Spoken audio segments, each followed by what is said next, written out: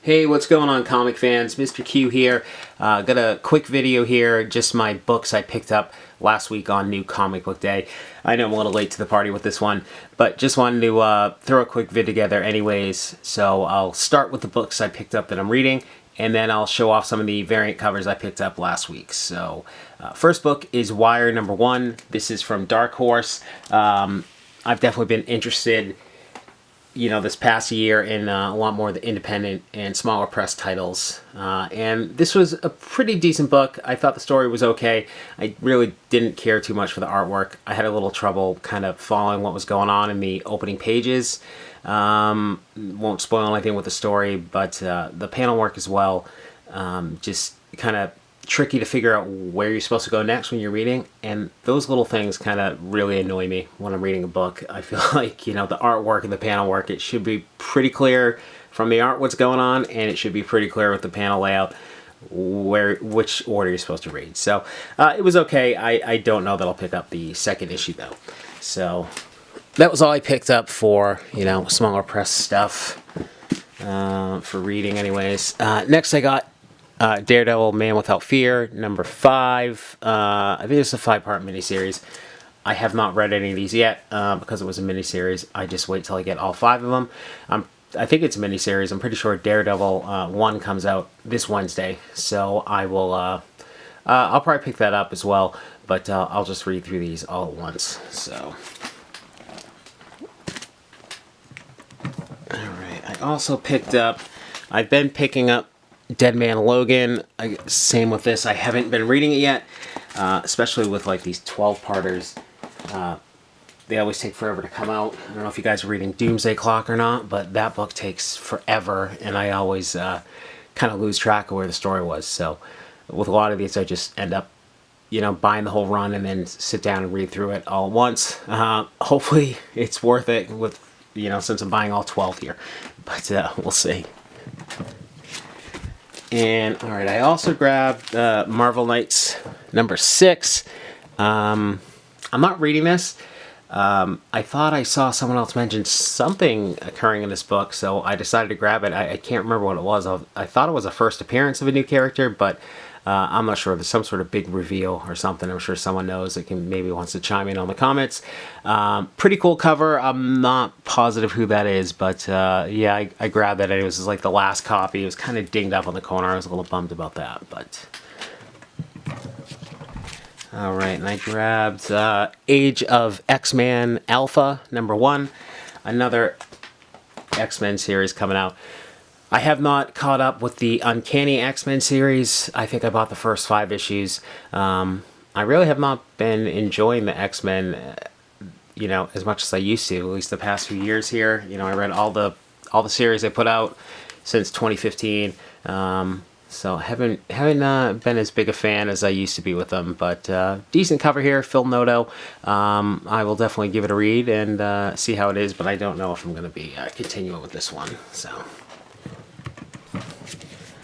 Now, I grab these every week they come out, guys. I'm not sure if other people are picking them up, but I love the Marvel True Believers series. They're $1, so you can't beat that. And they're just reprints of, well-known, great Marvel stories. So, they've been doing these for years, I think. You get Spider-Man 300, Hulk 181, Fantastic Four #1. They've been on a Conan kick for the past 5 or 6 weeks since they just came out with the new Conan series again. So I just grab every one they put out. I think they're definitely worth it.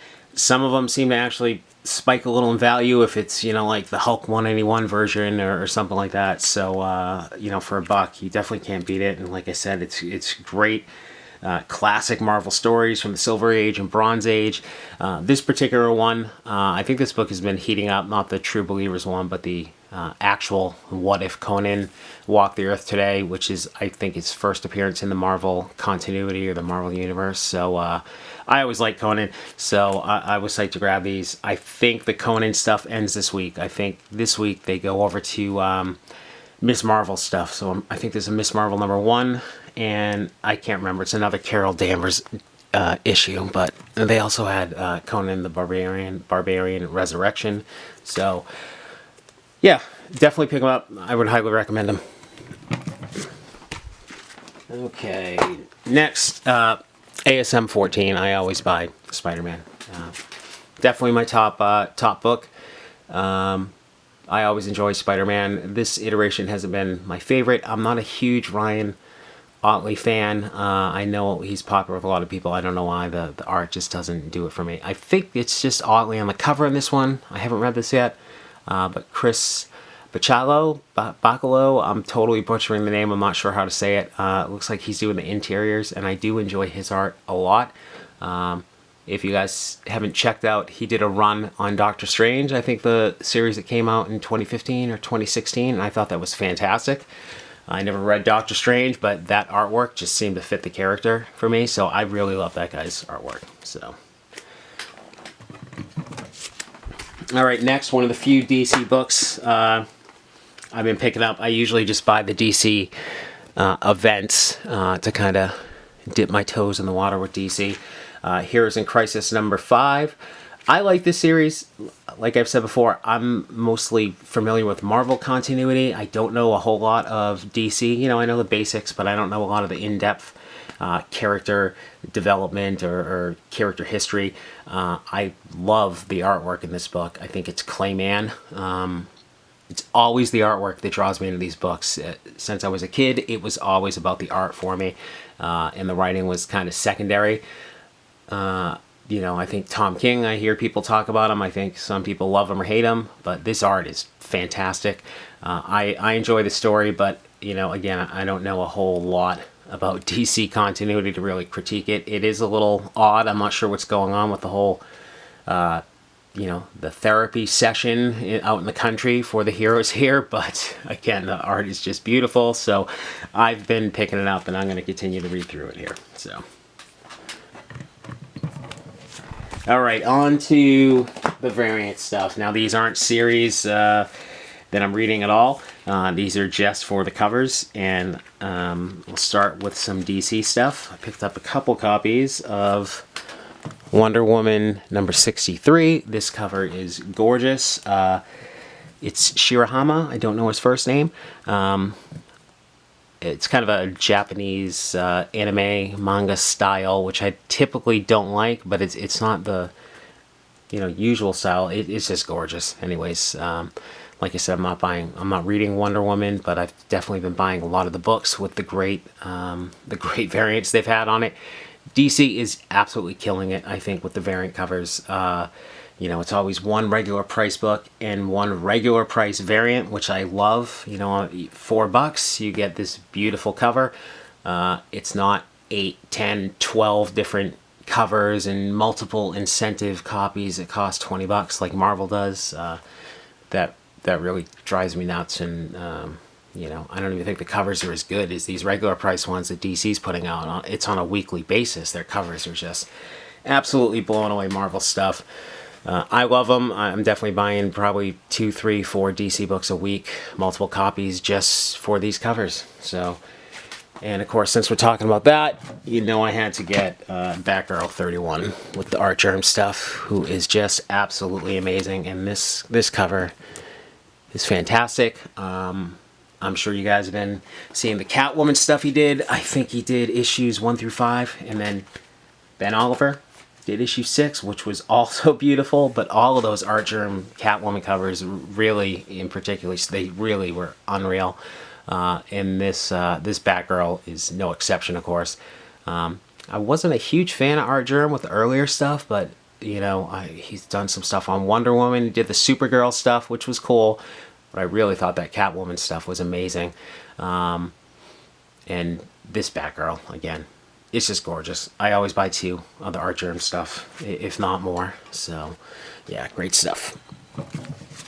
All right, now on to some Image. I grabbed Spawn, what is this, 293. I got the McFarlane, the Virgin variant, and I got the McFarlane black and white. I'd actually asked for the Matina cover first, and then, you know, called my shop back to add these on. But they only get like 1 copy of Spawn a week, and someone grabbed the Matina one, which was fine. Honestly, I kind of feel a little gypped with the whole Matina thing. So I was psyched to get the McFarlane ones, which I think are great. McFarlane, still my favorite artist. I love anything he does. So you guys probably heard about it. So there's an error on the black and white. The interiors were supposed to be all black and white, but they mixed in some color pages. So I was double checking these today, and these things are going for like 40 bucks on eBay for that error. And I saw, you know, Comic Tom 101 talking about this on their show, on the hot list from last Friday. This is not a recalled book, so I mean it is an error, but they're all still out there. I think I counted 66 eBay listings, 66 of them, you know, between auctions and buy it now. So, you know, if there's 66 listings of something, it's, you know, it's not hard to find. So, you know, if you really love it and you really want the error one, go for it. But I don't see any reason to overpay for that, guys. I'm pretty sure they're coming out with it again this week without the error. So if you just want the variant cover, just pick that up at cover price. But I hate to see people spending 40, 50 bucks for something like this. It's not like it was recalled, but still, it is an awesome cover. So, all right, last but not least, and I want to give a shout out to Economics and Comics channel. I was watching his show last week, and he was covering the hot covers. I hadn't even heard about this book. I just kind of go through the previews every week and pick out what I want, and this was not highlighted. They only kind of highlight the, you know, the larger press stuff, but yeah, Economics and Comics showed this, and I thought it was phenomenal. Luckily, my shop had, I think they got 2 in, but they only let me take 1. I think someone else grabbed the other one. But it's Edgar Allan Poe's Snifter of Terror, this Jaws homage cover, which is awesome. I'm not reading this at all, but like I said, I saw it on his channel and I went, oh wow, that is awesome. Yeah, I have no idea what this is about. Ahoy Comics, I hadn't even heard of Ahoy Comics, but again, I love the art in comics. That's what draws me in, and stuff like this, not my usual tastes, but it is pretty awesome. So thanks to Economics and Comics for showing that off. I'll be checking his stuff out on a weekly basis. He's a big fan of the hot covers as well, the cover art. So I enjoy his stuff. So all right, that's it for my new comic book day stuff, guys. I'm sure I'll do another one this week.